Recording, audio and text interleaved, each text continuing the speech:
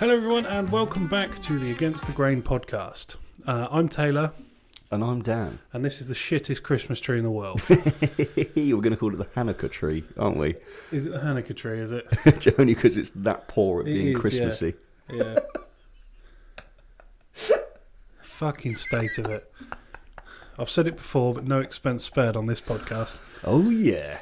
Right, so I'd like to start out with a bit of an apology, as there has been no podcast for a few weeks. That's because I fucked up.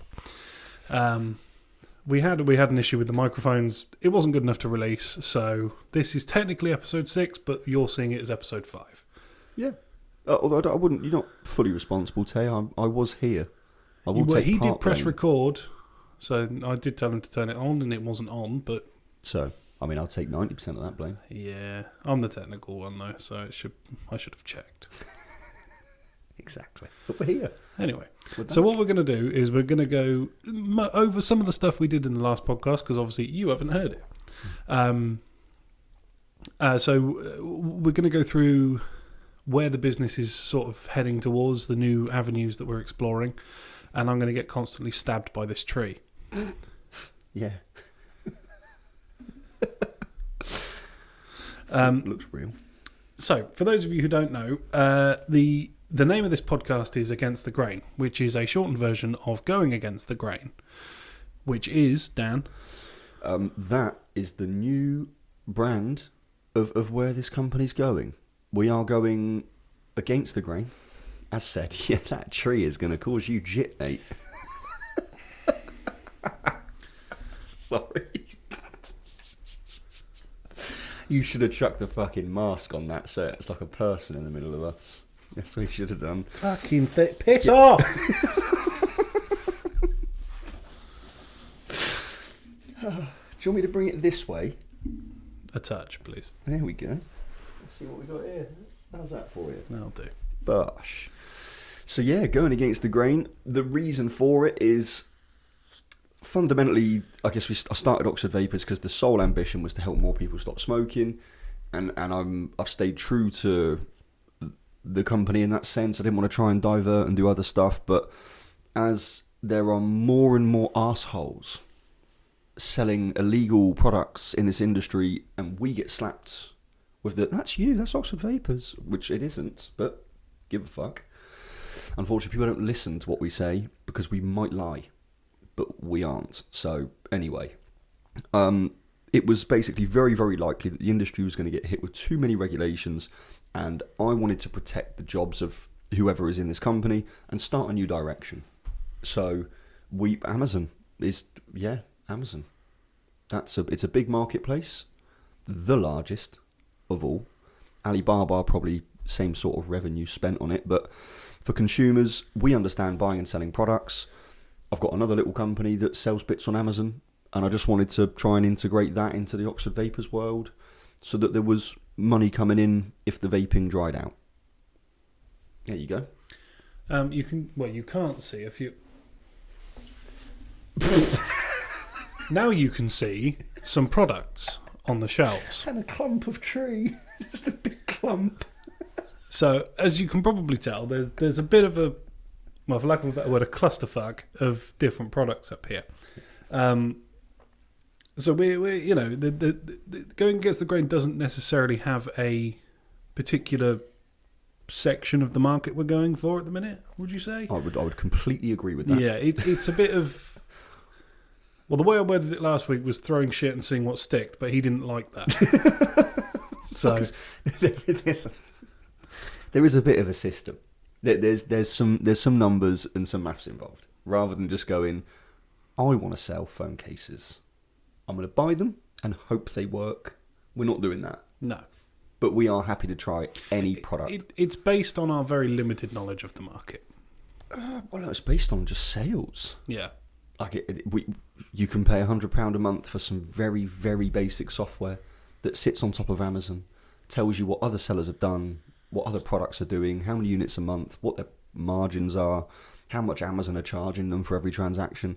You can pay £100 a month and get all that information, and then go and purchase relevant products based on sales data and then list them on Amazon. There's a sort of structure to it, but just no industry specifics, no topics. Yeah.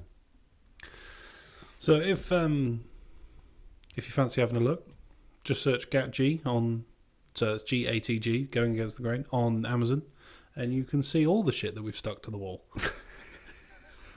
You can. You won't be able to see the products that have been removed from Amazon because there were patents on them. And we weren't told that by the person who sold us the products. They shouldn't legally have been selling them to us, but hey ho. They must be knowingly doing it. Of course. I don't give a fuck. No. And I'm not generalising here, but I remember seeing a TV show, I think it was Top Gear, years back, about how the Chinese government have produced clones, basically, of BMW products.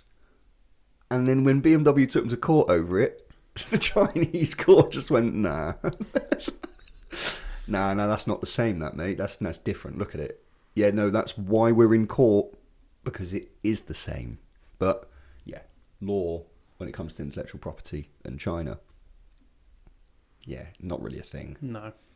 The word copyright infringement, the words copyright infringement don't translate very well into Mandarin. No. No, that was very rash. Shouldn't have done that. Okay. Oh, God. I don't edit these long podcasts, so this is going in. Oh, I'm going to regret that. I didn't mean we didn't buy it, but there you go. South Park. That's what I blame. I'm not involved in this. No. I leave my racism completely to the Irish. That makes it okay. Yeah. I'm half Irish, so it's fine. I don't discriminate. Just anybody can get it. Do you know what I mean? Yeah, that's true. Yeah, that's it. Are you truly racist if you're just offensive to everyone? No. Because then it's not a particular... So... No, whites are getting it and all that, as in the Brits. I've hammered the fuck out of the West. I love that. In fact, I'd probably get more joy, I would say. Yeah. But there you go, tangents. Very much so, yeah. But yeah, as you can see, there's everything from glasses cleaners to dog bowls. So that's glasses cleaners. That's a dog bowl. It is. So yeah, everything sort of. There's still things in the pipelines. Obviously, this is only what we've got out so far. We've been doing it 6 months. Is it 9 months? Yeah, 9 months. There you go. Shows how much I pay attention. We are selling a lot more than that. Like there's like 40 different products that we're selling. Yeah. But yeah, the shelves aren't big enough. Nowhere near big enough. Nowhere near. That's the context of the name of the podcast and the name of what you've probably heard us mention once or twice. Yeah. Should we talk about some things that are coming soon, or could potentially be coming soon? Yeah, why not? Sure. What you got? What you well, there's one thing that I've been championing. Well, there's two actually that me and one of them's me and one of them's me and some other people in the business. There's one I want to do sports tape, things like that. You know, I think it's kinesiology. Is that how you pronounce it? Oh, what? Yep. Tape. It's the ones you see multicolored things that people strap their joints with. Oh. Things like that. Football sock tape, finger tape for jiu-jitsu, things like that. And that's going to be called Strapped. So that'll be a little group of products that are probably coming sometime next year now. It'll probably be about August time next year by the time everything gets sorted, I think. That August? I think so. That's the one I'm aiming for. I reckon we can get it done by June. Yeah, I'm just thinking at the beginning of the football season. Oh, I see. That's not bad thinking. There we go. There's method in the madness. Yeah, sometimes. And the other one's still sort of up in the air a little bit. We've called it the Nerd Collective, and it's because I am one of the resident nerds. Half the fucking business is resident nerds in this place, but that's going to be very much based around tabletop gaming as opposed to video gaming. You know, it's card games, Yu-Gi-Oh, Pokemon, things like that. The good shit. And all the paraphernalia you need for that. So, you know, binders and card sleeves and dice and drugs and a troubled childhood. Yeah. Daddy, please come back. Yeah, you have to shout louder than that, mate. He's yeah. sorry. that shop's quite a long way away. Or they didn't have any milk, one of the two. I think he popped out and he saw the milkman coming in as he was leaving for it, and he went, bollocks, they're going fuck to see this." it, fuck. He's gone, "Right, your time now, sir. Good luck to you." Sorry, Tim. Plot twist, my dad ran off with the milkman. Oh, here we go. There we go. Gen Z shit. I'm so glad that my dad doesn't use the internet. If he saw half the shit I say about him online, he'd fucking disown me. Well, more so than he already has. sorry, Dad. Sorry. Oh, you started it. Well, it's all right. It's either become a nerd or become a hooker. So, and looking like this, I was pretty boxed in there. God, that I'd love to see. Oh God, fishnets, stiletto. Yeah, that's going to be funny, isn't it? Be very uncomfortable. It'd be very uncomfortable. Yeah. Would you go corset or just straight bra? I don't think anything can save this at this point, can it? It's not about saving. You're Fucking promoting. You're promoting yourself, aren't you? Promoting myself by wedging this into a fucking corset. Yeah, definitely.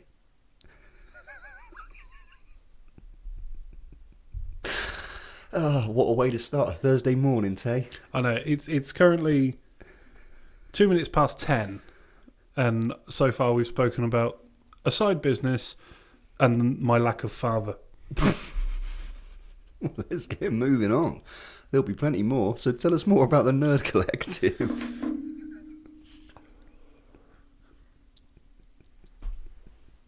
He's gone. I am just going to do that because he's just going to be giggling for about 5 minutes. I'm just still got stilettos in my head. So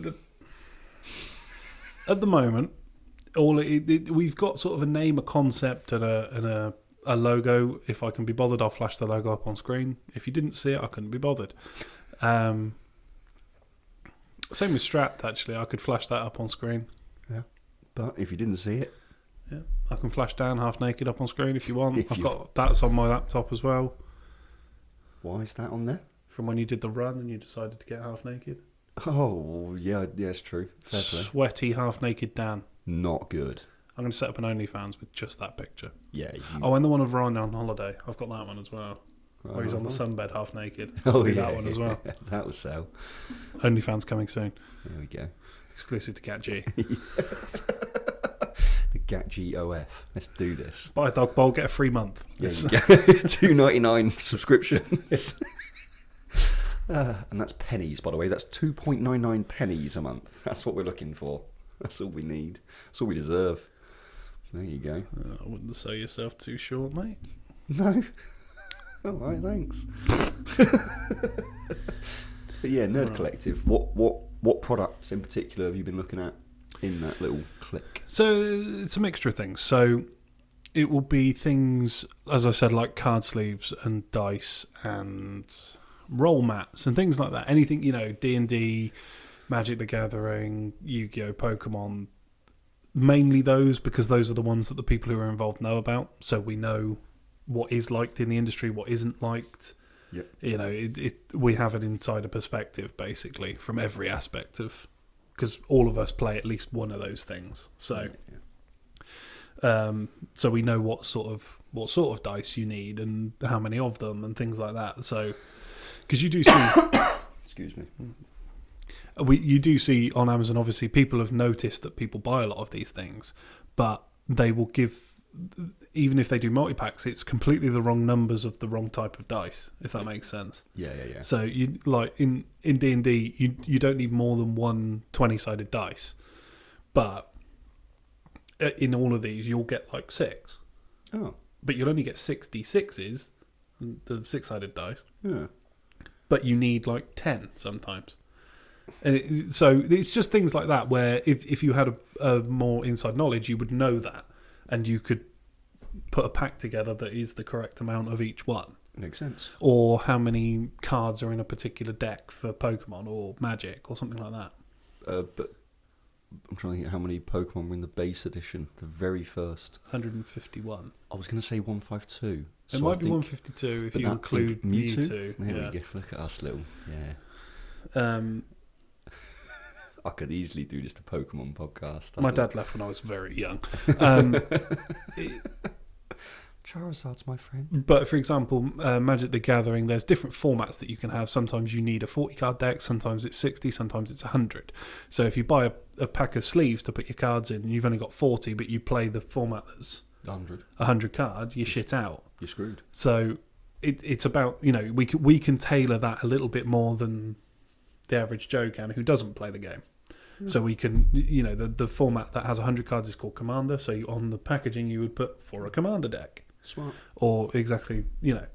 So, yeah. So it's a good idea that's not quite here yet, but it's getting there. That's what I like to hear. We've also looked at trying to source, actual products from Wizards of the Coast, the Pokemon Company, things like that, to be able to sell, to bolster it. It won't be the main thing, but... it's always good to have an offering of something or other, but the logistics on that are a nightmare. Yeah. So it's a case of finding a way of doing it where the margins aren't appalling, basically. And I've got a sneaky feeling the only way of doing that is spending big. Yes and no. I mean, I've looked into trying to get in contact with Wizards of the Coast, which are the people who make Magic the Gathering, which is the biggest of those card games. Mm-hmm. And it's a mountain of red tape. But I haven't given up yet. That's what I like to hear. There's also, there's avenues like Alibaba. There is something sold on there. How much I can trust them, I don't know yet. Not much. So, well, you say that, but they're not made in China, these ones. So it's still sold on Alibaba, but they're actually from the US. Oh. So that sort of nothing against China, but you do have a lot of fake stuff. That sort of, I don't know why I trust the Yanks more than I trust the Chinese, but I don't. No, I don't really. But Magic is much bigger in the US than it is in China. So there's avenues where if it's a case like the MOQs on minimum order quantities on a lot of those things that I was looking at on Ali are quite low. Yeah. So if it's a case of we spend a little bit of our budget on a test purchase to see if what we get is real, it may be worth doing. True. Because the prices of the ones on Alibaba are far, far better. I know that we've got because it's coming from the US, there's export and import charges, but I don't know how much that's going to affect it. Oh, I don't know all the Incoterms. I know it'll be more than China though. Probably. Yeah. So yeah, you got to see, but we don't know until we try it. Mm-hmm. That's the important thing with this whole project. Yeah, I honestly I didn't think when I joined this company that I would be able to be talking to the owner of the business about ordering Magic cards for work purposes. Yeah, crazy. Makes me very happy.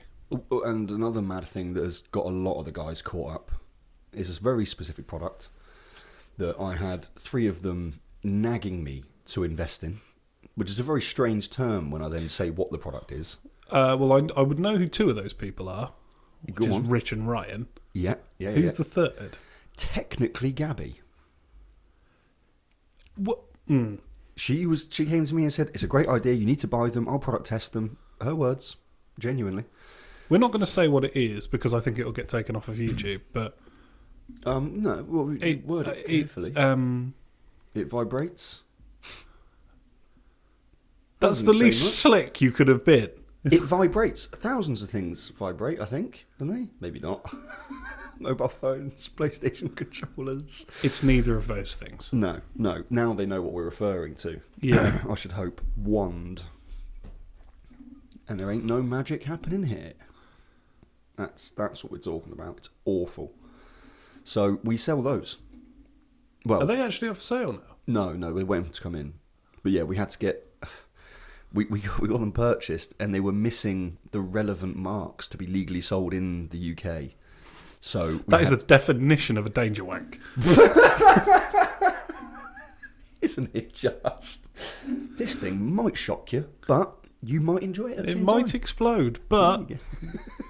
Basically, it was just because they produce all that product for America, and they don't need the same UKCA marking. So we then had to get them tested in China, get the right certification done, and then have the stock resent with the right CLP, which is basically the legislation for packaging. So yeah, there you go. Boring. Just to bring the tone down and talking of danger weights, have you ever heard of the game Mum Come Quick? Nah, no, I haven't. What the fuck? It was a friend of mine. I won't name him, just to Ash. And it was a thing that if you would be enjoying yourself, as you do, and had a penchant for the danger weight, you would get to a point where, you know, nearly, and then shout, "Mum, come quick," and you'd have to, before she walked in. Yeah, I'm not taking those sort of risks. No, me neither. That's a brave boy. I mean, if he did it more than once, she's got to have caught on eventually. She walks in the room and nothing's happening, and he's there smiling, sweating. Yeah, somewhat out of breath. Yeah, it doesn't take long to connect those dots, does it? No. So hopefully he didn't do it more than once. If he did, I'm going to ask him because I want to know now. Yeah. I might message him in a minute. Hello, mate. I know I haven't spoken to you for 6 months, but you know when you danger wank by your mum walking in, can you? What fond memories? Yeah, I know. Imagine telling your grandkids that one. This fucking podcast in the toilet. It was never out of the toilet. That's true. This is where it started. It's where it's going to remain. That's very true. But we do intersperse little bits of relevant and useful information occasionally. We do, now and again. Now and again, when needed. Yeah. But that, in essence, is GATG, isn't it? It's hopefully given us an opportunity. Oh God. GATG is the Amazon equivalent of a danger wank. Literally, yeah. It is all risk. With a little bit of calculation involved. But yeah, it's enjoyable. I think it's given like a bit of a lease of life, like to people who are trying new things. Because especially like, not including you doing social media stuff, but the bulk of the company's retail, right? So you've got people serving customers day in, day out. And when you're at quiet spells, there's only so many times you can wipe a counter, restock juice when it's really stocked. Like, it's just so limiting. So I think this has given people something new to sink their teeth into when the primary job or responsibility is no longer needed. So yeah, it's been cool. Yeah, there's other aspects of it as well. Like we have an Etsy shop as well. We do. Some of the products are on there, but also we're doing things like posters. Big glossy A2 custom posters things, which me as a wannabe graphic designer has been fucking great fun, for lack of a better word. I've been loving that. It's just my sort of thing. So indeed, if you have any poster ideas that you'd like to see made, let us know. We'll make them. Chuck them over. Yeah, exactly. There's actually been some more learning. I don't want to intersperse with boring shit, but I think that's your job. That is very true. Very true. I think that if you're going to get anything useful out of this, it's knowing that, this is a company that is making money from different various aspects or products or industries or whatever, but it isn't as simple as just, I can buy that and sell it and it's done. Like there's loads of problems that go into it. There's loads of analysis basically, but primarily with like the posters. We wanted to do sports posters, but then you realise you've got copyright infringements. Like so many of these big football clubs or American like baseball teams, football, NBA, whatever, they are just like brand powerhouses. They have no interest in the sport particularly. It's just about, how do I capitalise off this? How do I make money off of this? That's our intellectual property. Fuck anybody else using it. So we've gone through the usual rigmarole of making sure that even what you're designing is stepping around legislation issues, which does not make it illegal. That means that we're doing it legally. That's the whole point. But people don't see that side of it. They just think it's easy to make money, buy something, sell it, easy, job done. And it isn't. Yeah, it's been a copyright nightmare. You come up with an idea and then you think, no, I can't use that. No, I can't do that. I can't use this particular colour. I can't use this bloke's face. So it's sort of, it boxed me in a bit, but it forced me to think outside the box, if you know what I mean. So some of the things I've made, so far we've made everything from, movie posters about cocktails, there are sport ones, That's very much my domain. I much prefer doing that. Yeah. It's good. But yeah, so there's multiple aspects of it. I will just say shout out to Chris for the Etsy shop. Well done, mate. That was all set up by him. You haven't met Chris yet. No, hopefully you will. We'll see if we can coax him into here or something.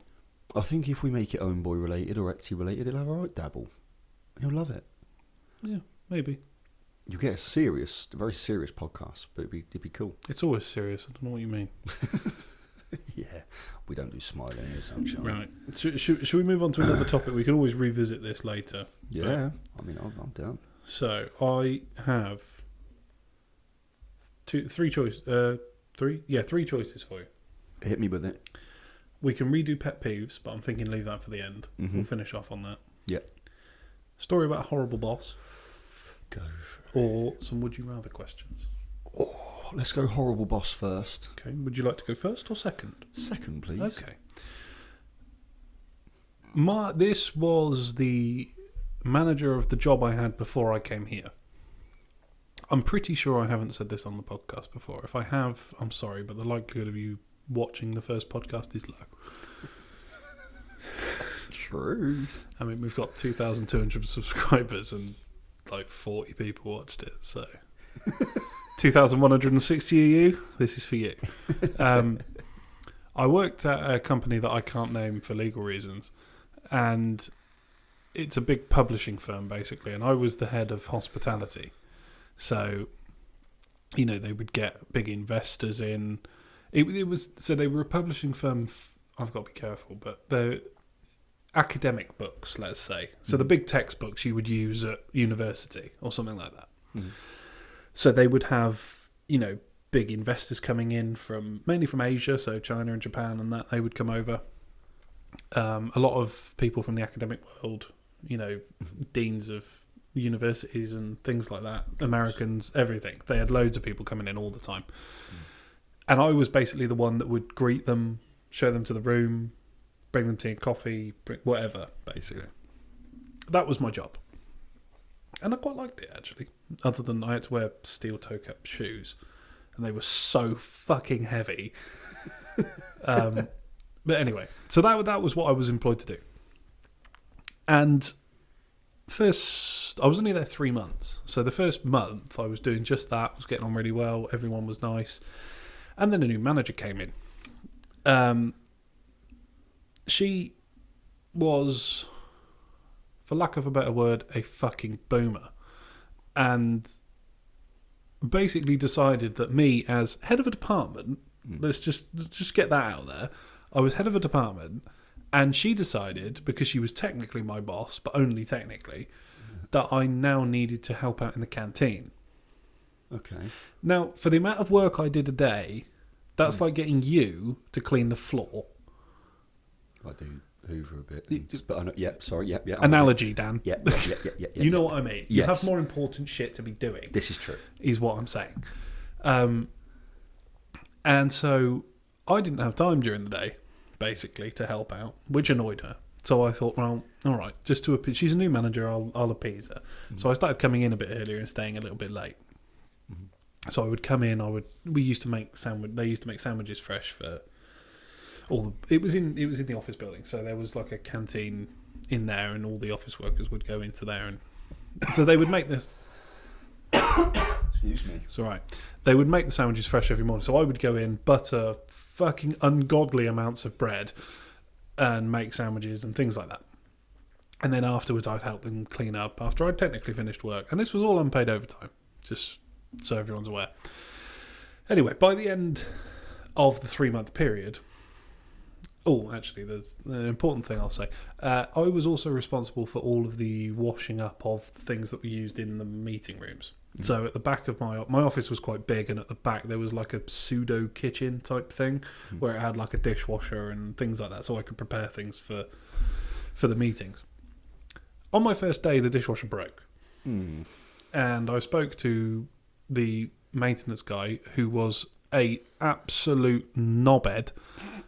And I said, can you fix my dishwasher? It's broken. I haven't got time to hand wash all this shit. And he said, yes, I'll do that. He didn't. And so for 3 months, I was, collecting 40, 50 cups, plates, and hand washing every single one of them. Yeah. And then by the end of the 3 months, it got to the point where she was this manager was getting me to do more and more and more and more, because I was good at my job. Now I've never understood why people who are good at their job and get it done efficiently get punished with more work. It's not punished. It is punished, especially when it's outside your fucking job role. I'm not even contracted to the canteen. I'm contracted to the publishing firm. Yeah. Anyway, so it got to the point where I was coming in at about 6:30 when I should start at 8 to help, and I should have finished at 3:30. I was staying till 5 most nights. Sometimes it was 5:30, sometimes 6. I very rarely left on time. Yeah. And there was one evening where I was slightly ill. It was very busy. It was around Christmas. So for whatever reason, everyone just turns into an entitled dick. And it was like 5:30, 6 o'clock at night. I had one meeting that was still going on. They finished, and I thought, I'll wash that up in the morning. I am going home. Yeah. So I left the trolley at the back of my office, which was locked, at the back of my office, and thought, I'll wash that tomorrow. That'll be fine. Yeah. Went home, came in the next day, and I don't know, have you ever been fired from a job? No. I've only done it once, and I imagine this has happened to more people, especially when you're the last one to find out, is you walk in and everyone sort of looks at you, like not in a hello, how are you way, in a sort of, oh God, here it goes type You're way. fucked. So I walked towards my office, and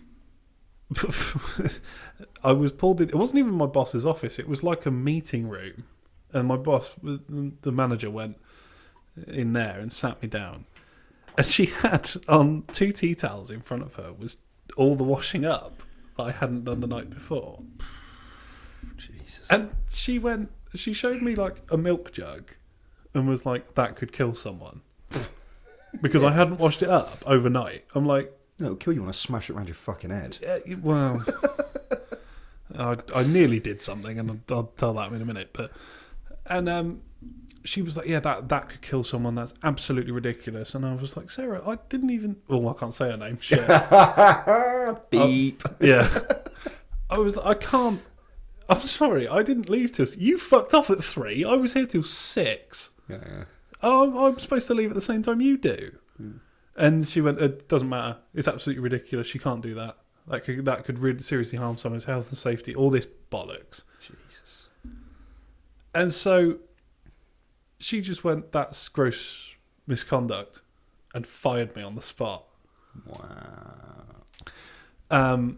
Which I thought was ridiculous, and I got up in I wasn't very happy. Yeah. I said some rather unsavoury things to her, because I'm not employed by her anymore, so fuck her. And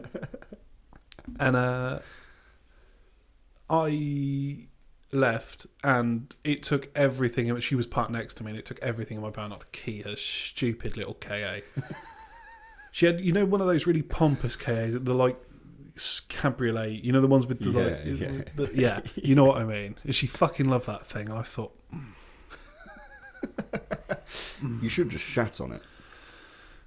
yeah. I'm not saying it's easy, but yeah. But anyway, on that same day, I was still in my work suit. So I used to wear a suit to work. I was the only one who had to work in the canteen that was in a suit. Everyone else was in t-shirts. But because I was... Anyway. I left because this was still the morning. So I basically got to work and then went home again. I thought, fuck it, I need some nicotine. Mm-hmm. So I drove to Whitney. This was back in, obviously, Corn Street. Yeah. Walked in. Was fairly friendly with Chris when I went in there. And explained what had happened. And he went, so you need a job? And I went, yeah.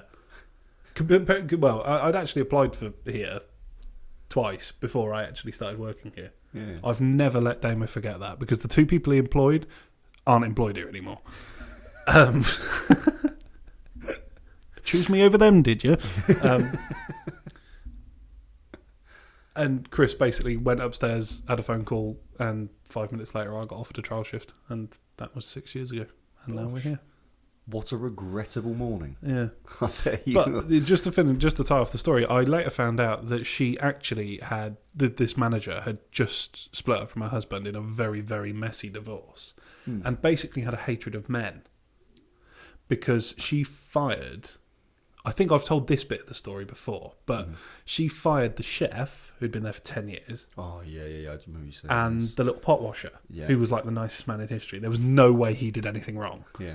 And they were both gone within 2 months after me. Wow.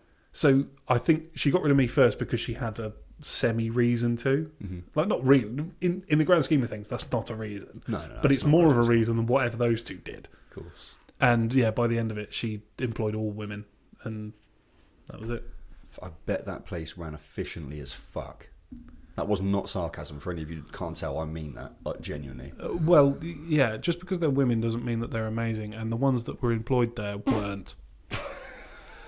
Gosh. So just to give a bit more context, I had my office that I would be doing a hell of a lot of paperwork in a lot of the time. Yeah. I would get people knock on the door and I'd answer it. And it would be people from the offices because I got quite friendly with a few of them. And they sort of would go, I don't suppose you'll pop me down to the canteen at any point, are you? Because I used to work, like I said, I used to work in the canteen as well if I had a bit of time. I go, well, not really. I've got a shitload to do. Yeah. And I go, oh, okay. Can you let me know when you do? Because you're the only one who can make coffee. They were all trained. They all had exactly the same training as me, right? Yeah. In fact, they had more than me because I wasn't even supposed to be there. Yeah. And I was the only one that could make every type of coffee. Because Ridiculous. Yeah. And I would get people asking me, I don't mean to sound big-headed, the head of a department to go down and make coffee because the 5 people they had employed there couldn't do it. That's poor. So that gives you an idea of the people she kept on over me. Do you know what I mean? It's like, and you just go through a period of thinking, what's the fucking point? I tried so hard for that company. Yeah. To get shat on. And just to get fired over basically nothing. Wow. Yeah, I wouldn't have been best pleased myself. No. Did it all turn out for the best? Well, I work here, so I'll let you decide. Definitely. Definitely not. Jesus. Well, I'm glad that they sacked you, selfishly. Yeah, thanks. Only because then we got you. It's nice. Yeah. Well, against Damo's will, by the sound of it. But No, you were just third on the list. Oh, by the way, I genuinely can safely say I have no recollection of the recruitment process for yourself, Taylor. I.e., Chris would have dealt with that with Damo. Bosh, you're in. No, it wasn't Damo. It was Steve Talbot. Oh, of course. I went to Headington first. Yes, yeah. you did, didn't you? Yeah, he had a phone call with Steve, and I had a thing up there. Because I lived in Kidlington at the time, and then moved to Whitney. So I was travelling from Whitney to Headington every day. Yeah. And then I moved from Headington to Whitney, and then moved back to Kidlington. Yes. Sod's law. Yep. Unfortunately, I cannot control where you choose to live. No. That you could pay me more, and then I would get a little bit more choice. You go to Boars Hill. That's where we'd all go. We'd all go to Boars Hill. For I those of live you in who don't know Boars clue where Hill. that is, it's like, I don't know, there's a property there for less than $2.5 million, I reckon. It's like the They're Chester. not even that nice, though. Like, they're nice houses, but $2.5 million, you could get a lot better. Yeah, if you go to fucking Bulgaria. Oh, you just got north. Well, yeah, but then... Mate, I don't know what your name is, and I'm sorry, but there's a guy on TikTok. He's a Canadian guy, and he does price comparisons between houses in Vancouver or Toronto. I think it's Vancouver and European castles. Yeah. So he will show like this fucking shitty little apartment in Vancouver, the castle. and it's like the roof's falling in. There's no kitchen. It's like fucked. Yeah, 300 grand. No, $2.5 million. Oh, it's like right in the city centre. Must right? be. Yeah. Must be.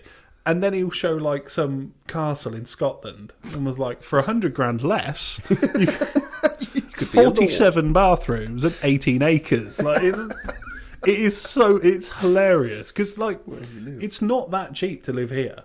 It's just astronomically expensive to live in Canada, as it turns out. Not the whole of Canada. I've got a friend who lives in Calgary, which is actually not too bad.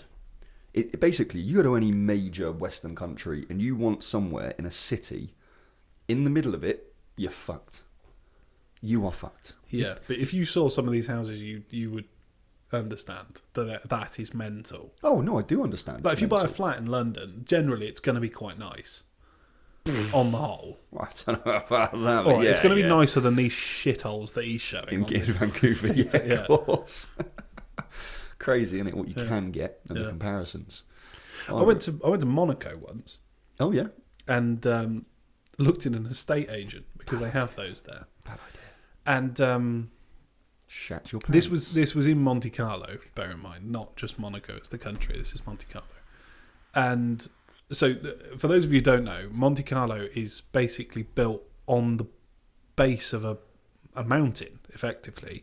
It goes the sort of the main bit of it is the bit you see on the F1 and everything is all the marina right down by the sea, but it goes up the mountain quite a lot and you have to go over the mountain to get there.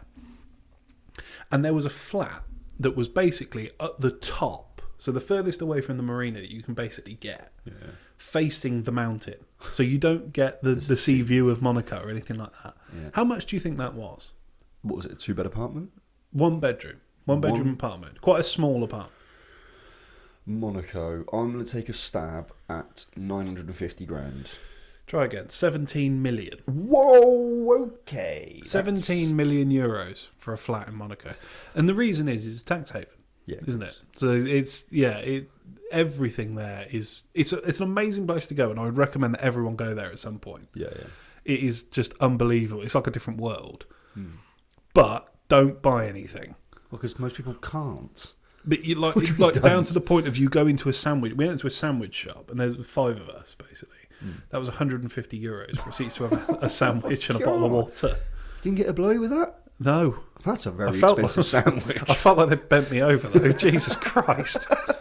Jesus, man. Yeah, fucking half a week's wages for a sandwich. It's like, it is mental. Yeah, that is madness. But if you eat like car spotting or seeing famous people, things like that, you're guaranteed when you go there. If you're a fan of superficial shit and materialism, Monaco's the place to go. Looking at it. Obviously, we can't acquire it. Yearning for it. Do you know what I mean? It's not... But it's quite cool. You know, you go there and I saw a car that there was only 2 of made. It was a specific type of... I can't forget. It was a specific type of Zonda. Oh, wow. And there was only like Zondas. 2 of them. Met Jensen Button one year. That was quite cool. Because he used to live right on the marina. I know which flat it is as well. I know where he used to live. You should probably stop stalking people. He had a car lift. Oh, what to his... Yeah. So he would just park up and it would just appear in like his living room. It's fucking awesome. Like, really, really cool. I would say how the other half live, but it's not half, is it? How the 1% live. Yeah. Fuck them. Yeah. Don't literally fuck him. Considering how shit he was for so many years, he's quite well off, isn't he? He's not done too bad risking his life around He did win a championship in my favourite ever F1 car, though, so respect. It's good. Yeah. Well done, Jensen. Yeah. Anyway, horrible bosses. Obviously, me having worked here for over 40% of my existence, and then 11 years in education, there's obviously not much to go on here. For context, Dan started this business at 17, so it's not like he's... straight out of college. Yeah, he hasn't really had the plethora of jobs that most have. Yeah. But I've earned money. Which is why he's a bit happier than all of us. Yeah, I don't know if that's the case, but here we go. So I'd made money washing cars, selling sweets and drinks and random bits at school, like rubber balls and butane lighters and things. I sold all that at school, made some money. Then I did 42 days work experience for a level 2 retail BTEC. You've got a BTEC in retail? Yeah, merit I got, because I couldn't be fucked to be there. Basically. On a retail. So you fucked up on people's backup plan. Wait. So I'm 14 years old, right? Some fella comes into school and he goes, right, how many of you would like to learn a skill outside of school instead of coming here on Fridays? Me, please.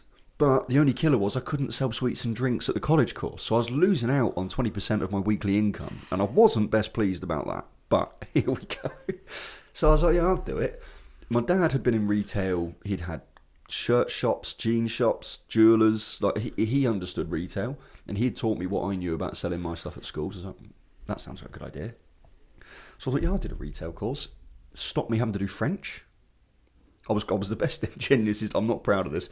When I went to that school in year 8, I was given a gold badge within a week. So I'd done one French lesson, right? Bearing in mind I was not the best at my previous school at French. I went to this all-boys school, Porchester, a shithole, and they had bronze, silver, gold for these little shitty badges you saw on your jumper. Like my dad's going to sew something on my jumper, having a laugh. Anyway, they give me this gold badge on week 1 because I could write a sentence. It was awful. So yeah, basically I chose level 2 BTEC in retail, which was apparently 3 GCSEs equivalent. Fuck off, is it? Bollocks. Well, yeah, I learned that one after about 6 weeks. And then, yeah, ended up just not going to school on Fridays. Had to go do this BTEC. So I did 42 days work experience at M&S. After failing an interview for John Lewis, and the reason why I failed it is because I had the right answer, but didn't enforce it on the group. Because I felt bad in this group. I'll be careful. No, I don't have to be careful. I say this. It just is what it is. If people are offended, tough shit. The average IQ for the people attending this level 2 BTEC, mate, honestly, I count on one hand. The phrase scraping the bottom of the butter, like that really does spring to mind. And I belong at the bottom of that butter, is my perspective, right? There were 2 girls that were like really bright, really, really bright, but the rest of us they were dim, should we say, pretty dim. I didn't really want to be there, but it was better than school. So anyway, failed the interview for John Lewis, wank, and then went to M&S, did 42 days, worked relatively hard. Like, I actually cared about completing my jobs because I was a fucking idiot. And at the end of my 42 days, they paid me... Well, they didn't pay me. What's what paid me? They gave me a box of biscuits from a display that I'd put out that morning. I'd put the fuckers out on the shop floor, right? £6.99 was the retail price. That's what I was worth for 42 days' work. On Saturdays, Fridays, I lost my weekends... just because fuck M&S, right? That, quite frankly, also for all of you to think M&S is better quality food and all this nonsense, you go work in their stockroom and then tell me the same thing. It's the same shit in any supermarket with a different fucking label on it. People don't want to hear that either, which is dumb, but if you want to go spend twice the amount in your weekly shop, be my guest. So, sorry for that beginning bit, but that's just my kind of work experience. That's what I'd had, and helped my mum out with landscape gardening. I quite like that. My actual first job, where I got paid for it, was working at Happy Lands Amusements on the beachfront at Bournemouth. It was... Is that still there? Yeah, still going. Yeah. Still going. My mates, schoolmates' auntie and uncle owned it. So he was working there to get some money over Easter, summer holidays and stuff. He's like, right, do you want a job here, Dan? I was like, yeah. Love arcades. Give me a 2p machine every day of the fucking week and I'll just sit there for hours. I love it. So anyway, started off, I've done one Easter 2-week period, did part of the summer. I've gone back for the next half term, and bearing in mind this is now like October? Yeah, it would have been October for the next half term. I've dragged all the machines out in the morning, put them out on the prom. I've wiped down every single piece of glass in there. Now, if you can picture an amusements arcade, there's a lot of screens, right? There's 40 fruit machines, God knows how many penny pushers, mental. So I cleaned it all, it took me an hour and a half to do all this shit. Hoovered the lot. When you've got a shop by a beachfront, sand and wind are your enemy. There's not much past that. Sand, wind, and children with grubby fucking fingers. That's your enemy when you're in there. Set the place up. Within 20 minutes, this mum and his kid, cladded in coats because it is October and it's raining out. Within about 3 minutes, this kid has just wiped his hands across every 2p machine he could see. And I'm sat behind the glass, waiting to give them their 2p's, whatever they come for change. Didn't say anything, obviously, customer service is important, and it's my job just to clean it again. Scott, the manager. Now... was he the typical manager at an arcade? He was I'm going to say 45 to 50-year-old man, bald, tattoo on the forearm of like a sailor, a sailor's lady kind of thing. Yeah, one of them. He smoked Old Holborn, no filter. Dirty bastard. Indeed. And he loved the drink. You could tell that man loved it. He had rosy cheeks all year round, mate. That was a fucking nightmare. Me and Charlie, or Charlie and I, we decided to set up a bit of a backstory on Scott. This sounds a bit harsh, but that he was a bit of a domestic violence fan. That's what we believed. And you could understand looking at him, right? So he's come up to me, he's gone, Dan, the fuck is this? And bearing in mind there's customers on the other side of the floor. What's that, Scott? Like, what's going on? Only 15 or 16 years old. He's like, why have you not cleaned the machines? What, I told you to fucking clean the machine. I went, no, Scott, mate, calm down a minute. Like, I did clean them. Everything in here. Because I've got some pride. And I'm getting paid for this shit. So yeah, I cleaned them. Trust me. Well, why haven't you fucking cleaned it again? Like, Scott, that's the little kid that you can see 4 machines away. He's just wiped his hands on it. Not good enough. Not fucking good enough. And I went, yeah, I'm not having this. So, immediately text my mate. I knew my mates were playing football that day at Little Down. I was like, right, lads, you playing football this afternoon? Yes, we are. I went, no worries, I'll see you there 1:30. But this time it's about 9:30 in the morning. So I've gone straight to the actual owner, the uncle of the lad that I knew. And I went, look, sorry, I can't remember his name. I was like, but I'm leaving. Why are you leaving? I went, because Scott's a prick. That's number one. And that's my only reason. And it's a very fair reason. And he went, yeah, I see where you're coming from. What do you mean? Why is he still working here if you can see where I'm coming from? So yeah, he went, look, I'll buy you some lunch, is what the uncle said, the owner. He's like, I'll buy you some lunch, just have a little think about it. So I got that free lunch. Didn't think about it. Yeah, and then fucked off. Went straight to footy. So yeah, that's my dickhead boss story, Scott. He was a prick. So yeah, that's the only boss story I've really got, unfortunately. Yeah. Other than my mum's Unless he fella. starts shitting on himself, because he is the boss. Now, yeah, which would be very fair. There's a million things I could point out where I'm flawed and not great, but that's life. It is. There you go, horrible bosses. Oh, there you go, horrible bosses. Fucking cunts. Isn't they just? All right. What else we got? I think we'll move on to a little vaping story. Oh, hello. What have we got here today? We have. Excuse me, Let me tip just your find face. it. Need to blow my nose. Right. This is, as of the BBC, France backs bill to ban disposable vapes. The French Parliament has voted unanimously to ban single-use e-cigarettes, locally known as puffs, amid health and environmental concerns. Fair play, France. Yeah. I think. Well, okay, this is going to be interesting because I was at the UK VIA forum only a matter of weeks ago. That's the United Kingdom Vaping Industry Association, for those of you who don't know. Thank you, Taylor. Spot on. And very interesting when we've got talkers. You got a gun on you? Do you want to shoot me in the face? That'd be nice. You've got guest speakers from Middle East, UAE, America, etc. Countries that have had legislations put upon them, and then they've had years to see what happens when you make a product illegal. All data. I didn't know this, by the way, before sitting in that conference. I genuinely didn't know this. I knew that if you ban something, a black market springs up and then you get problems, right? I know that to be true. Didn't know the scale of it, right? In America, they banned flavoured vapes, liquids and stuff. They tried to ban this in most of the states. However, the disposable market still sells 50 milligram nicotine disposable vapes, 5,000, 10,000 puffs, with any flavour you want. The industry in America is 96% illicit. Okay, now. 96. I mean, it's 4% of products or people consuming are purchasing legal devices or legal products. Now, the same thing or very similar thing happened in UAE, or I think it was actually India that put the ban in on vaping about 4 or 5 years ago. Just blanket banned it. And the reason why they blanket banned it is because they own the majority share of the tobacco company for the predominant tobacco brand in India. Right? It was going to fuck the whole government and the economy over there. So they thought, I will shift away from that. We'll keep killing people, keep costing our health service. But as long as we haven't got them bloody pesky vapes, we're laughing. Genius. So my worry, bearing in mind morally, fundamentally, I agree with the banning of disposables.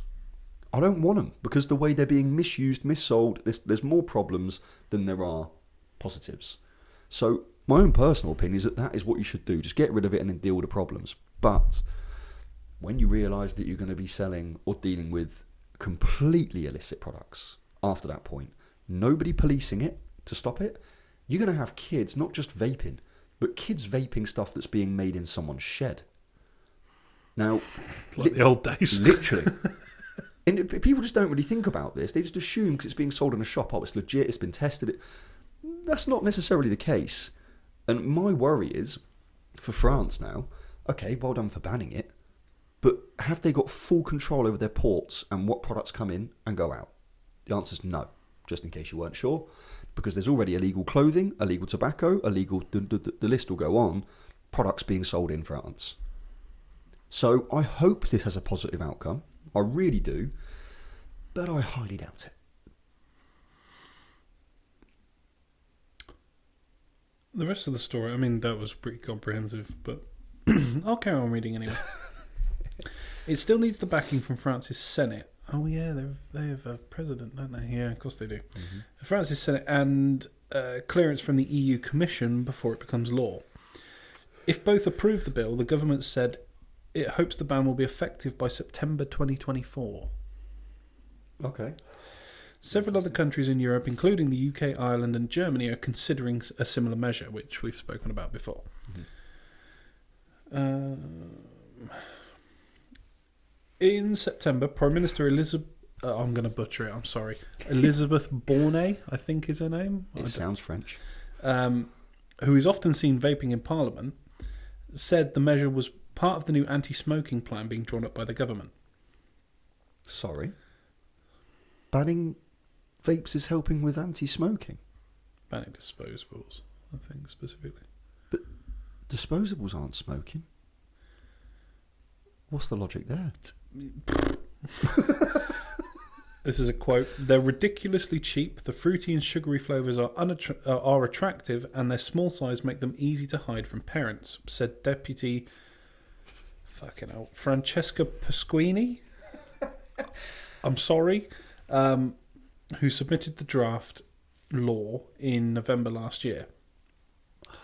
Campaigners accused manufacturers, many based in China, of deliberately targeting teenagers using bright colours and a range of flavours reminiscent for the sweet. Yeah, we've heard all this shit. Oh, God. It just goes on to stuff we've already spoken about before. There's another little cheeky stat here that was at the forum. Go on. 80% of adult vapors vape flavours other than tobacco. They vape these sweetie flavours, these sugary, bright. That's what they vape. Yeah, no, I said it last time. It's amazing that the mainstream media and it seems that several governments think that adults don't like sweets. Yeah. I'm not going to say the line again because we'll lose Dan for about 5 minutes, but it doesn't make sense. I don't know who they're asking for these opinions, but well, I can understand. Like, I'm not saying they're completely fucking blind and dense. They're not a million miles off. But just because you've got a group of a society that is technically the illegal sector demanding a certain product type or buying them and using them, doesn't mean that they're triggering the reason for why the manufacturer produced it. Mm. And I think people are forgetting that. Like, I put it about us. I don't sit there thinking about what next e-liquid flavour to make. Oh, I tell you what, schools are going to go nuts for this.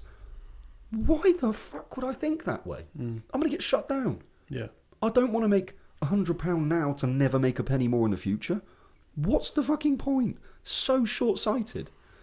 And these big Chinese manufacturers, they're just producing for the demand from adult-owned distributors, multi-million pound revenue companies in the West, because they're selling them to other vape shops who have got an over 18s policy.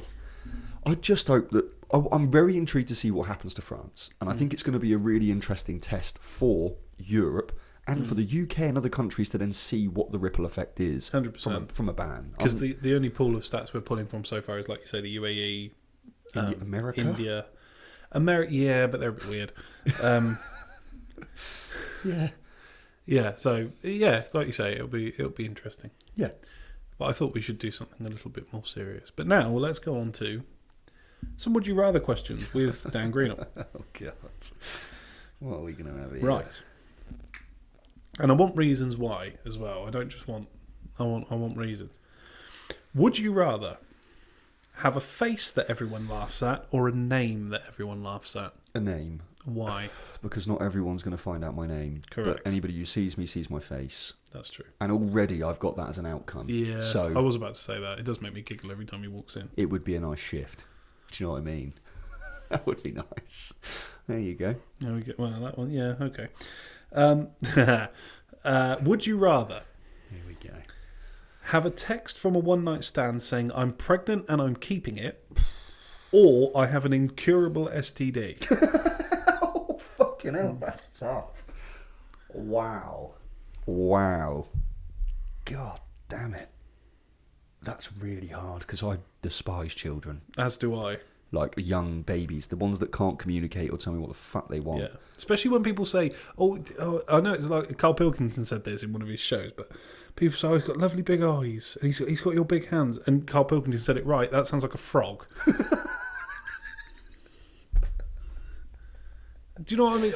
I guess, okay, babies are cute occasionally, but you see some and you think, fucking hell, that looks like Gollum. But you've just got to go, oh, so sweet, aren't they? Look at them. Yeah, all I'm going to give them is innocent. That's You've the got a only baby line. there that looks like a 45-year-old divorced man. Fucking cradle cap to the fucking hills. And I've got to sit there and go, oh, it's lovely, isn't it? And then everyone always goes, well, do you want to hold it? No, I don't want to fucking hold him. Because best case scenario, nothing happens or he throws up on me. Worst case scenario, I drop him and kill him. Where is the benefit to me to holding that child? Nil. I don't want to fucking do it. No Don't ask. benefit. There's a good customer and a good friend of mine who comes to the shop who had a kid and has been trying to convince me for a year to hold her child. I'm like, as much as you and she is a very cute child, to be fair. I don't want to fucking hold her. No. You hold her and I will just say hello. Yeah, That's yeah. fine. I don't want to break something precious. And it's not mine either. So, No. But with the would you rather, that one would be mine. That's more pressure. Right? That's a lot more pressure. Now, I've been toying with the idea, which is absolutely fucking ludicrous because it's just hypothesising. Well, as in, obviously everyone thinks about, would I like to have a child? What does my future look like? The idea of being a dad sounds wonderful. Like me implementing fair but pretty strict rules to have a decent member of society come into the fray in 20 years' time. I quite like the idea of assisting on that because there's a lot of interesting people in society at the moment that have not been given much in the way of rules and stuff throughout growing up. And then they are fucking annoying to be around. But the other side of the coin is we're overpopulated. I don't want to bring more trouble. Like, it's so, but also I don't want to have an incurable STD. So, because that would just completely stop any future chance of a wanted child, right? If life... It depends what STD is, doesn't it, I suppose? Because there are people who live with, like, HIV and things like that, where they are of absolutely no danger to you at all, as long as they're on their medication. Yeah. So, It's not impossible to get it if the proper steps... So... the problem is my choices for a one-night stand have been very, very questionable over the years. So, that's... I'm going to go for the one-night stand, Tay. And why is because... The one-night stand with what outcome? Keep the child. Keep the child, though. Yeah, well, I haven't got a choice, have I? So That's the one-night what they're stand doing. was asking both questions. They text you and say, I've got a child and I'm keeping it, or I've got an incurable STD. Sorry, I just thought it was one was a one-night stand with a child, one was just you're fucked for life. And I was like, well, kind of both ways, really. You get a text from The same. a one-night stand Right. of each. I'll go for the... in the moment, I'm going to hate that text about the pregnancy thing, but I would just then deal with it because it was my actions that caused it. Block. That's it. I couldn't do that. No, I would then step to the plate, and it would probably change my life for the better, knowing me and the current choices. I can honestly do without a little crotch goblin, if I'm honest. Crotch goblin. Oh my god, it's not a name for a prostitute. That sounds awful. Oh, Would you? That's horrible. Take. Have you never referred to a child as a crotch goblin? No. I have. Clearly. Would you rather have the power to change the future or the past? Ooh, bugger me. And we'll say the past within your lifetime. So past that you can remember. That's the remember bit changes Past things that again. you've lived through. Thank you. Hell. Yeah, that's important. That's very important. I had some dark days as a teenager. I can only remember about 20% of my existence, so how am I going to fucking manage this? That is a really interesting one, that. I think I would change... I'd go for the future. And it's only because there is a pretty high inevitability of a third world war, and this one would be so fucking mental. I don't really want to be on this planet when that happens. I disagree with war. I disagree with being forced to go and fight for a country just because you were born there. I had no choice over the matter. Cheers, Mum and Dad. And they didn't know the war was coming, so what, are they to blame?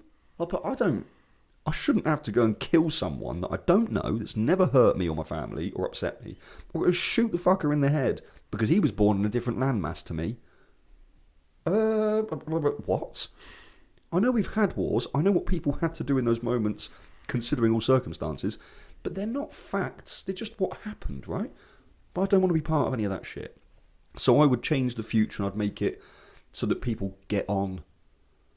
Like, there's just no more of this bollocks of, okay, we're going to blow you up because you've got something I want. I'm not about that. It's very deep and meaningful. All I thought is that I'm going to go back in time and make bets on everything because I'll know the outcome. God. Mate, stick 100 quid on Leicester to win the league, mate. I'll be set for life. Yeah, you fucking would have been. Fucking mate. right. Is Yeah. that 33,000 to 1 or something ridiculous? 5,000. 5,000 to 1. Yeah. That's not bad, is it? But yeah, I don't, because I don't really care for material stuff. Dan's it's more of a white knight than me. more of a shite night. Jesus. Would you rather Test me. have lots of mediocre friends or one really good one? One really good friend. 100%. Because lots of mediocre friends aren't friends. That's I've just- done both, and I currently am on the better one. Shout out, Callum. Love you. There you go. Yeah, I used to be in a group of 25, 30 people that was a friendship group. And I don't care if they see this, the majority of them were dickheads. Especially because I don't drink. Yeah. So I have to deal with all this fucking drunken bullshit every week without fail. And now, me and Callum just meet up, go for a drink, play darts. It's great. Yeah. It's fucking great. The simple life. He needs to get better, though. Oh no, poor Callum. Get him at the hockey. Yeah. Fucking aggregate score of the last 4 weeks.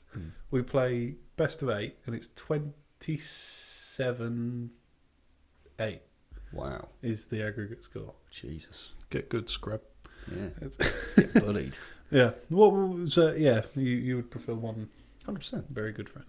Okay, school is like brilliant for having lots of different influences and for having lots of different, types of people so you can learn about humankind in society, right?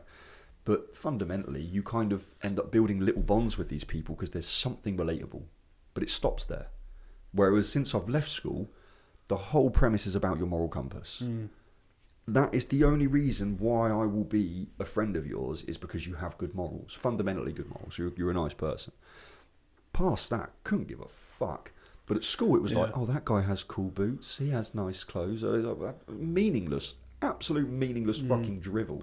It's amazing to me how many people can't, like you say, do people take people's moral compass at their core, not... So me, say my best mate Callum, can have completely different opinions on things. Yep. But the morality driving those opinions is the same. Yes. So his outlook on a lot of things, like he wants kids, he wants marriage, he wants, whatever. I don't want either of those things. No. But it doesn't mean that he doesn't go, well, you're wrong, you're a fucking... Just accept the opinions. We're different people. Of course. But we're both good people. It's like... That's all that matters, isn't it? Yeah, exactly. Fuck all the rest of the nonsense. That was a good... I like these little questions. They're quite fun. Would you rather lose all your teeth or lose a day of your life for every kiss you have? Day of my life for every kiss is fuck all going on. I was going to say, I'm living forever, bitch. Snap. Let's go, Tay. Can you imagine if the world's left just to me and you because we're just virgins? Like, fucking... celibate through no choice of my own. Yeah, definitely the day of my life from kissing. Oh wait, will it count all past ones? Will I lose future days based on past kisses? Let's say it starts now. Cool. Yeah, fine. Let's go for that. Bro. Sound. Yeah. Like an 104. Well done, Dan. I'll lose 3 days in the rest of my life. Come on. How about that? Would you rather win the Euro Millions or live in good health till you're 200? Live in good health. Oh, no. Whoa. Sorry, I need to jump the gun there. Thanks for chucking the 200 in the mix. I do not want to live to 200. No fucking way. No, I want to win the Euro Millions, blow it in a year, and then kill myself. I think part of my blowing it would be killing myself, I think. Although I wouldn't do that. Whether it's cause and effect or you just think, well, it's gone now. Yeah. The problem is, if I won the Euro Millions, I've obviously thought about, I don't buy the tickets, I don't play anymore, but I used to. Neither do I. If I won an absurd amount of money, I know that I'm only going to keep 10 to 15% of it. The rest of it's already gone. Not tax, but as in it's going to charities, it's going to my family. So at the end of the day, I'm going to have money sat there, a little bit for me, for what? I mean, I'll go travel the world and see some cool things and hopefully help some poorer people out while I'm travelling. But past that, what am I going to do? Go get a fucking season ticket at Old Trafford? I don't want to watch that week in, week out. Thank you very much. No. So I barely watch them and I still watch them too much at the minute. Snap. Literally. So it's just like, what am I going to do? It's just money. I know money's nice, don't get me wrong, you can do cool things with it, but my dad taught me a very, very nice lesson. And bearing in mind he taught me this while he was sifting through penny pots to go and buy reduced food so that I could have nice food as a child, right? And the life lesson is, money will buy you nothing but freedom. And then you have the choice of how you spend your time. I like that. That's nice. Don't ever, well, this is only my opinion, and I'm not shitting on people that do have aspirations for material stuff, because that's your choice. But you're not going to find happiness at an expensive piece of something that you could buy or sell. You'll find temporary joy, and then it will fuck off. Yeah. I think the only exclusion to that is if it's a passion. Yeah. If you have a passion for things, like I'm very much in your camp where I don't buy designer stuff. There's no point. A t-shirt's a t-shirt to me. Yeah. But like, for example, my passions, like tabletop gaming, for example, I spend quite a lot of money on that. Yeah. But they hold value, so it's not like I'm losing my money. It's just Smart. an asset rather than anything else. Yeah. And that, it to me, indulging that passion is what I spend a lot of my time doing. Yeah. The passions I don't think warrant that are things where it is just showing off. Yes. Do you know where this hype beast culture? A what? Hype beast. What's people that? who like Supreme and all that sort of high end shit. Yeah. Because I'm just like, but you look at how that's dropped off. Do you know what I mean? Because it was massive about 5-6 years ago, and like Supreme was like the top brand. They were working with Louis Vuitton and all this sort of shit, and everything was astronomically expensive for nothing. And now none of that shit's worth any money. No. Relatively, okay, it's still quite expensive, but it doesn't have the same. Yeah, but same as Ed Hardy back in the day. Yeah. The Ed Hardy clothes with the fucking stupid diamantes on and stuff and skulls. That was huge. Yeah, you don't want to be caught dead in that stuff now. No, you're like, that's rancid. What am I doing with this on? Mind you, the converse is true, because during that sort of time, like Elise and Lonsdale and all that became popular. I was like, I got bullied at school for that. Do you know what I mean? Yeah. You used to be able to get the Lonsdale shoes with tokens. Do you remember you'd get... Well, my mum never did. We were never poor enough. But if you were really... You'd get... And you could get those Lonsdale shoes. So if you had them, you were broke and you were bullied. Is that what it's from? I just thought there was a Sports Direct cheap trainer. Well, yeah, there's that as well. I don't even know. But I think that came later. Oh, right. Yeah, it just... Yeah, it's just amazing to me. Like, I remember watching something... It was on America, and when the Americans realised that you could buy Champion, the brand, in Walmart. Yeah. Because you could, because it was a shit cheap brand for a long time, and then for whatever reason, some rapper or something must have worn it on stage. Yeah. Became popular, and everyone went, well, you can buy it where? Yeah. Price goes. Like people were buying these jumpers for like fucking hell. My mum used to love Elise when she was, because it was popular. I think in the late 90s, it was quite late 80s, 90s. Yeah, it was quite a popular brand, and then it sort of dropped off, and now it's popular again. She's got some vintage stuff up there, mate. I swear to God, that's money. It's probably worth a lot of money now. I'd be chucking that on Depop, seeing how we get on. Yeah. Well, I've just got her on Depop, and she's having fun. Yeah, the only thing is she gets me to do all the fucking packages, so I have to go and fucking post them. I'm like, you're not really, you're taking a pic. She doesn't even take the pictures. She gets my sister to do it. She's delegating to her children. I rate it. That's why I do it. I'm like, fair play, whatever. Good on her. Yeah. No, I like these Would You Rather. These are good fun. Would you rather be born in the past or in the future? And when? If do I have any of my current knowledge? Or am I born blank canvas? Yes. Then I'm going to go past. Yeah? Yeah. When? Now, this is really tricky. Because I would like to be around with the whole Copernicus and like the beginning of science. I'd love to be seeing that. How sad is that? But like, I'm intrigued by civilizations 15,000 years ago prior, but there was not a lot going on. You know, and you'd be an old man by now. I'd be dead.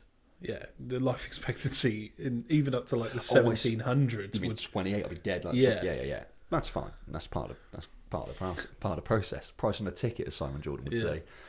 But did you just quote Simon Jordan? Yeah, I know, it hurts that. That's actually now I've just said that. Oh no, he's up there with Piers Morgan. Like he is, and he does talk more dick, sense. Isn't he? Yeah, at times when he just tries to argue with Eddie Hearn for no fucking reason. It's like, calm down, sweetheart.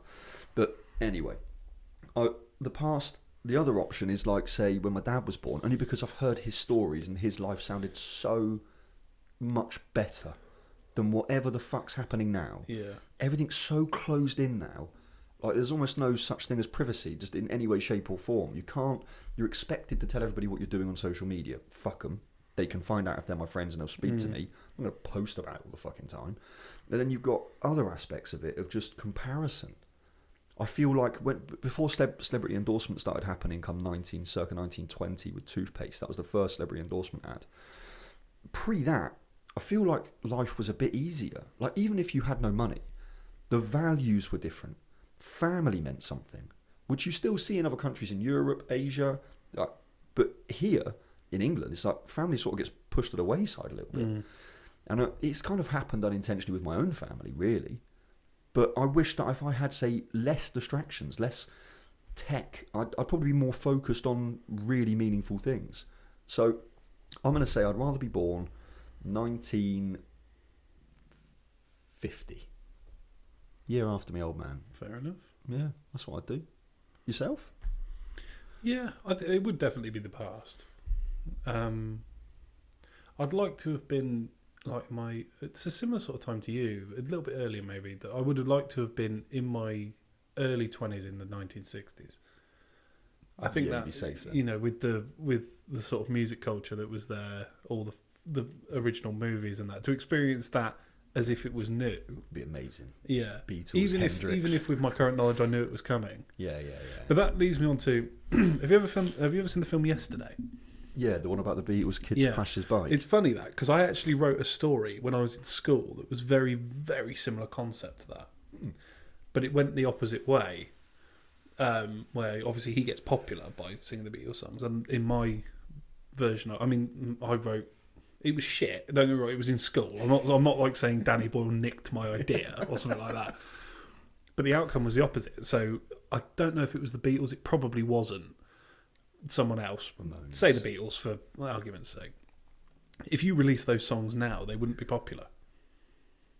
Because I don't think they would be, because the times moved on. A lot of them wouldn't.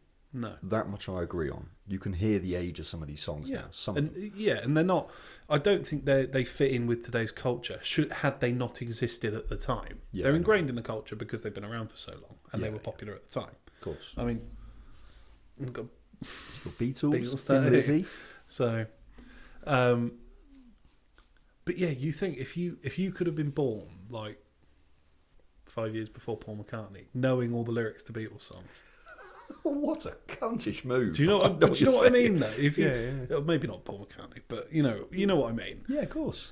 And just the shit you could do if you did have all your knowledge from now. Oh yeah, maybe mental. Can you imagine if you were the one who wrote "Hey Jude," or everyone thought you were?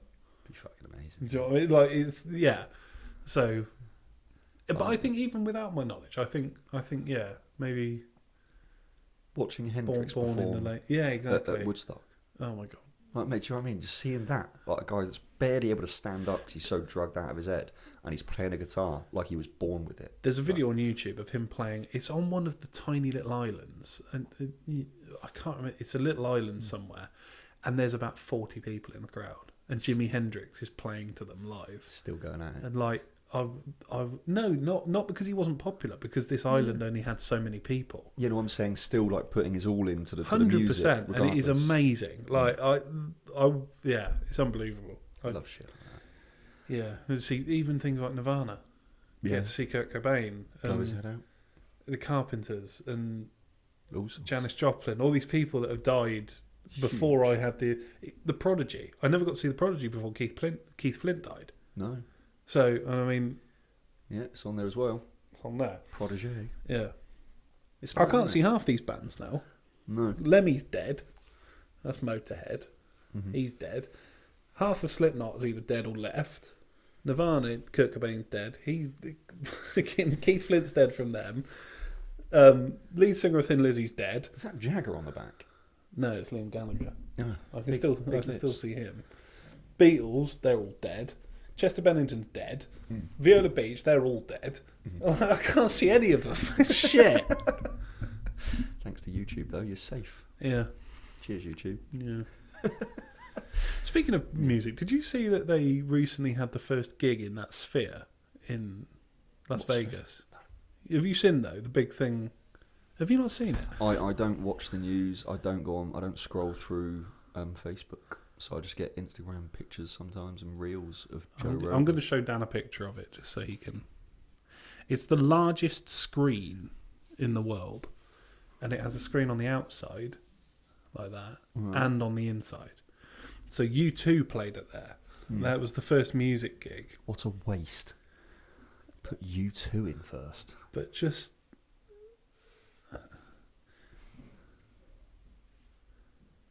That's inside That's it. inside it. I mean, it's cool. That is amazing. But it's very unnecessary.